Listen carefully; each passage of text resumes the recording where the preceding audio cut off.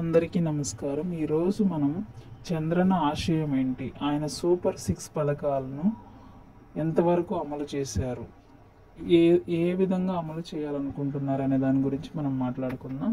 Super 6 మరొకసారి మీకు revise చేస్తాను. యువతకు 20 లక్షల ఉద్యోగాలు, అలాగే నెలకు 3,000 నిరుద్యోగ వృత్తి, స్కూళ్లకు వెళ్ళే ప్రతి విద్యార్థికి ఏడాదికి 15,000, ప్రతి రైతుకి ఏడాది 20,000 ఆర్థిక సహాయం, ప్రతి మహిళకు నెలకు 1,500 చొప్పున, ప్రతి ఇంటికి ఏడాదికి 3 సిలిండర్లు. ఇవైతే మనకి చంద్రన్న హామీ ఇవ్వడం జరిగింది సూపర్ 6 పథకాలుగా.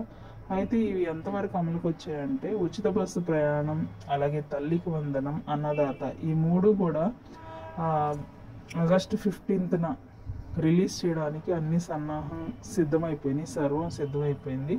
సో ఆడబిడ్డనిది, అలాగే దీపం పథకం, యువగళం, ఈ మూడింటికి ఇంకా క్లారిటీ అయితే మనకి రాలేదు. ఎప్పుడు వస్తుంది ఏంటి అనేది మనం వేచి చూడాల్సిందే. ఇది తొందరపాటుగా మనం ఆలోచించకూడదు, ఒక్కొక్కటిగా రిలీజ్ చేస్తున్నారు. ఆల్రెడీ రాష్ట్రం అప్పుల్లో ఉంది కాబట్టి ఎప్పుడు మనం వాటిని రిలీజ్ చేసినా మనం ఒక పాజిటివ్ నేచర్తో తీసుకోవాలి. మిగతా మూడింటిని ఎప్పుడు అమలు చేస్తారు అనేది మనం చూడాల్సిందే. సో మరి ముఖ్యంగా చాలామంది ఇంకా సూపర్ 6 మాట ఎత్తడం లేదంటున్నారు. ఒక్కొక్కటిగా రిలీజ్ చేస్తున్నారు కదా.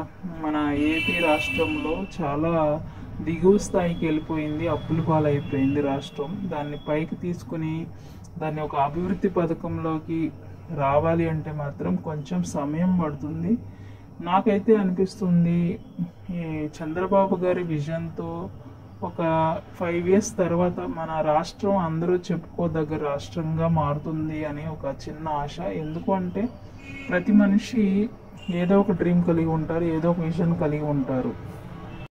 పోతూ పోతూ ఏదో ఒక చరిత్ర రాయాలనుకుంటారు. కారణం ఏంటంటే వాళ్ళు చరిత్రలో మిగిలిపోయే నాయకులుగా ఉండాలని ఆశపడతారు. కాబట్టి చంద్రబాబు గారు కూడా ఒక గొప్ప నాయకుడిగా చరిత్రలో మిగిలిపోయే విధంగా ఏపీ రాష్ట్రాన్ని తీర్చిదిద్దుతారు అనే నమ్మకం అయితే అనిపిస్తుంది. మీకేమనిపిస్తుందో కూడా కామెంట్ చేయండి. సో చంద్రన్న ఆశయం ఆయన నెరవేర్చి మనకందరికీ కూడా రాష్ట్ర ప్రజలకు మేలు చేస్తారని ఆశిద్దాం. Thank you. ఇప్పటి వరకు చూసినందుకు లైక్ చేసి సపోర్ట్ చేయండి.